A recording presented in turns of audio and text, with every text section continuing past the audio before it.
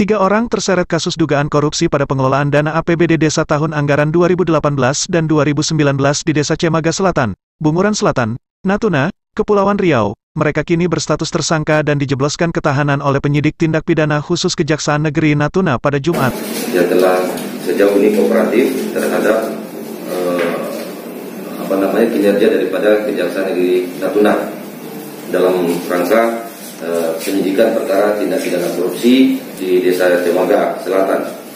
Bahwa pada hari ini Jumat tanggal 4 Februari tahun 2022, tim penyidik tindak pidana khusus Kejaksaan Negeri Natuna telah dalam upaya penegakan hukum setelah melakukan serangkaian tindakan penyidikan berdasarkan surat perintah penyidikan nomor PRIN 01/LT10-TIG11-FD.1/02/2022 tanggal 4 Februari 2022, tim penyidik setelah yakin dengan mengumpulkan alat bukti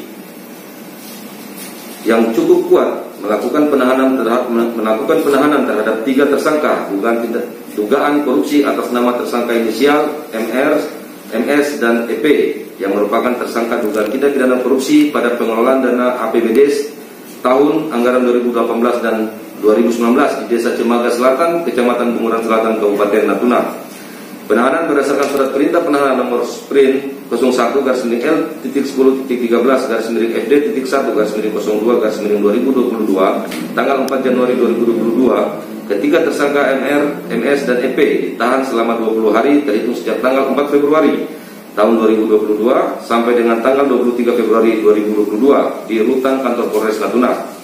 Bahwa tersangka inisial MR selaku mantan kepala Desa Cemaga Selatan tahun 2018 sampai dengan Mei 2019, MS selaku sekretaris Desa Cemaga Selatan tahun 2007 sampai dengan tahun 2020, dan EP selaku Kor Keuangan Desa Cemaga Selatan tahun 2018 sampai dengan tahun 2019 diduga secara bersama-sama dalam melakukan perbuatan melawan hukum, yaitu dengan sengaja mencairkan anggaran dana desa yang digunakan untuk kepentingan pribadi sehingga mengakibatkan kerugian keuangan negara sekitar Rp390.132.132. Perbuatan tersangka sebagaimana diatur dan diancam pidana dalam pasal 2 ayat 1, pasal 3 Undang-Undang RI nomor 31 tahun 99 sebagaimana telah diubah dengan Undang-Undang nomor 20 tahun 2021 tentang pemberantasan tindak pidana korupsi junto pasal 55 ayat 1 KUH pidana.